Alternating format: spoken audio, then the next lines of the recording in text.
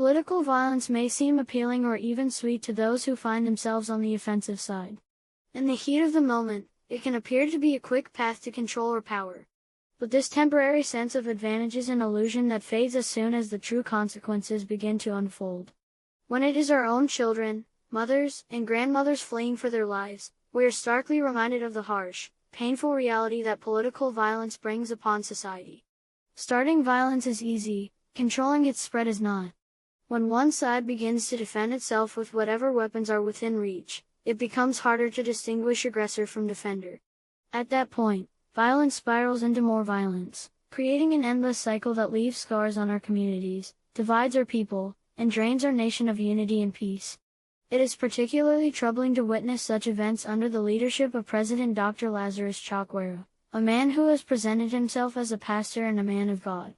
One would expect a leader with such values to champion peace, restraint, and dialogue. Yet, the recent acts of violence reflect poorly on his leadership and risk undermining his reputation as a man of faith and integrity.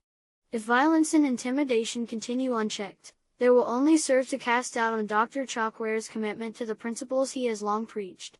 Adding to this concern is the apparent inability of the police to control these acts of political violence. Time and again, we see that the police, sworn to protect all citizens, equally seem aligned with the government of the day, leaving many citizens vulnerable. During similar demonstrations in 2020, it was the Malawi Defense Force, under the leadership of General Nundwe, that stepped in to protect Malawians and ensure the safety of peaceful demonstrators. The military may once again be our only option to uphold law and order, stepping in where the police fall short. I urge Dr. Chakwera to consider the lasting impact that these actions will have on his legacy. Allowing young people, who feel they have nothing to lose, to perpetuate violence in his name does nothing but erode the respect and faith people once held in his leadership. By taking decisive action now to ensure peace and discourage violence, he can prevent these individuals from destroying his hard-earned reputation. The current situations in various parts of the world offer stark examples of how unchecked political violence can plunge countries into chaos and endless suffering.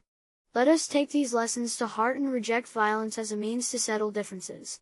We must remember that true strength and wisdom lie in choosing dialogue, respect, and peace above all.